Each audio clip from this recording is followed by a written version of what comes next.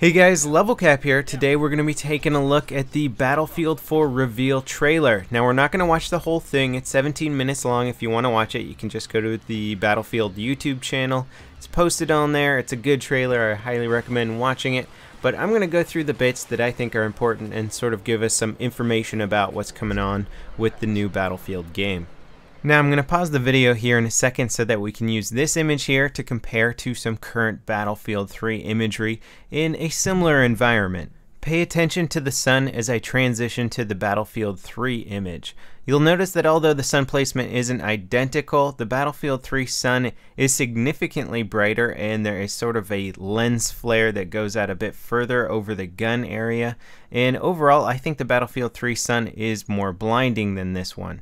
Let me flip back and forth between the two images a little bit here so you can see just exactly what I'm talking about with the comparison. Yes, the Battlefield 4 sun is brighter than most suns in most games, but I think they toned it down a bit since Battlefield 3.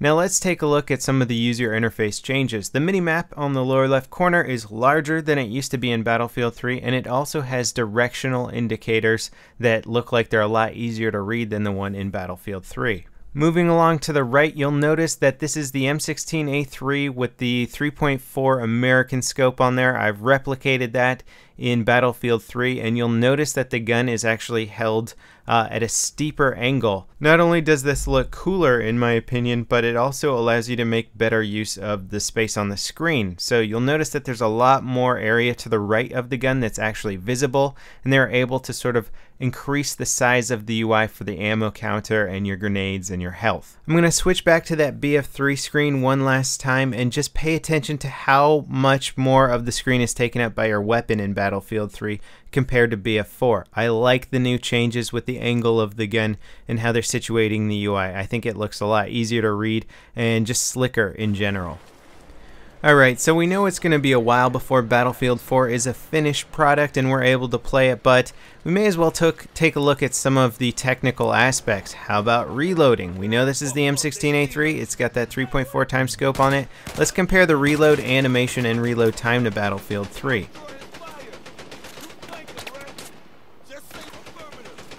I would say it looks pretty much identical. The times, the animation, everything about it looks spot on. Now how about zooming down sights with the same scope?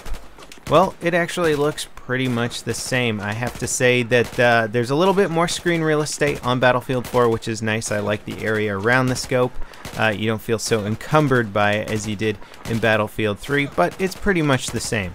I know some people were kind of off-put by the fact that a lot of the game looks pretty much identical to Battlefield 3, and I'm not so much frightened by this. You know, I'm a gameplay guy. The game already looks great. Battlefield 3 looks great. Battlefield 4 clearly looks better. They have updated the shaders in this, and if they have good animations to begin with, why update them? You know, I don't need everything to be completely changed for the new game. So I'm not really off-put by some of the recycled animations and whatnot. I don't think it's a big deal. I'm looking forward to new innovations in gameplay, that sort of thing. Okay, so as we're moving along in the trailer here, I want you to pay attention to this part. Some machine gun rounds just went right past the main character's head, and there doesn't seem to be any suppression. Now, people were pretty excited about this, and I was excited too when I watched the initial trailer, but then somebody sort of tweeted at me, hey, there wasn't really much suppression in the single player of Battlefield 3 either. So here's a clip of single player in BF3. Lots of bullets going past. I don't really see any suppression except for when he gets hit directly with the bullets. It's the same thing in the Battlefield 4 trailer. When the player gets hit directly by shots, then his screen sort of blurs a little. But other than that, it doesn't look like there's much suppression. I don't think we can really draw any conclusions from the single player trailer about what suppression is going to be like in the multiplayer. Now for me personally, this was the single coolest moment of the whole Battlefield 4 trailer. Switching to that offset sight, that 45-degree sight on the side of the gun. That just looks so freaking cool. It gives you the options of having two sights on one gun. It's just a really cool concept. I know they have them in real life. Obviously, DICE didn't invent the 45-degree angle sight, but it just looks badass. It gives you cool tactical options. I'm really looking forward to this upgrade. Now here's a freeze frame of the transition from your main sight to the offset sight. And you'll notice at the end of the barrel there's also another offset sight at the end of the gun. So it looks pretty cool, and I imagine you'll see that offset sight a little bit better if you're not running with such a large scope on top of the M16.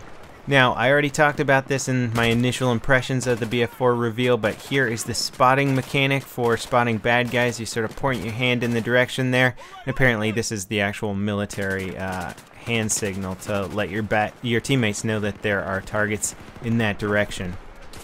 Now I'm running this clip again because we switched to the short 870 shotgun that has a foregrip on there. I did a quick little Google image search and came up with this here. I imagine it's something that looks almost identical to this. Of course, there's a few visual differences, like not having a sight rail on top of the gun or a hook on the rear, but other than that, I'm pretty sure this is going to be the gun that we're going to be using in Battlefield 4. Then we switch up to the MGL, which stands for Multiple Grenade Launcher. This thing can hold 6 grenades at a time before you need to reload it, and it looks cool. I'm looking forward to using it. Hopefully we can get around grenade spam in multiplayer. And thanks to the Reddit community, somebody was watching through the video and freeze framed it here and hold R to pick up the AEK 971. Looks like we're getting our AEKs back, which is good news. I'm looking forward to my high rate of fire Russian assault rifle. Here's a clip of Battlefield 3 walking through some of these God rays here. You'll notice that the highlighting on the gun looks good, but it's not particularly impressive. You'll notice the highlighting here when you're walking around in Battlefield 4 is definitely a bit more intense. It sort of shines more intensely. They've definitely upped the shader quality. Not to mention the character models look a bit better also in Battlefield 4. Facial modeling, that kind of thing. It just looks, everything looks a little bit more polished. Like the textures have had a lot more time spent on them, making them nice and high res. There is without a doubt a graphical upgrade. It's just not probably as big of an upgrade as some people were expecting.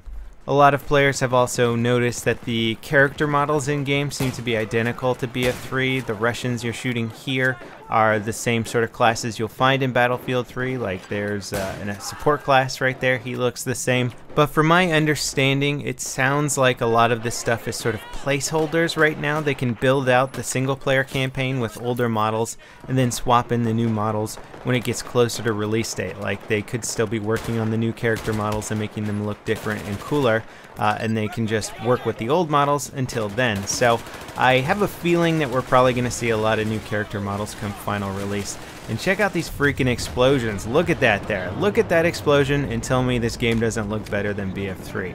That right there, if we're seeing those explosions on a regular basis in multiplayer, holy crap, that's going to be awesome. There is a little post on Reddit again about screen grab showing a wristwatch that says Battlefield on it, and it was set to 10:08, I think. And people were speculating that that was going to be the release date, but in fact that is just sort of the standard time that a lot of watch manufacturers set their clocks to, and I'm pretty sure it doesn't mean anything, although it could. It seems like it might line up with some of the speculation about the BF4 release date, but I doubt it.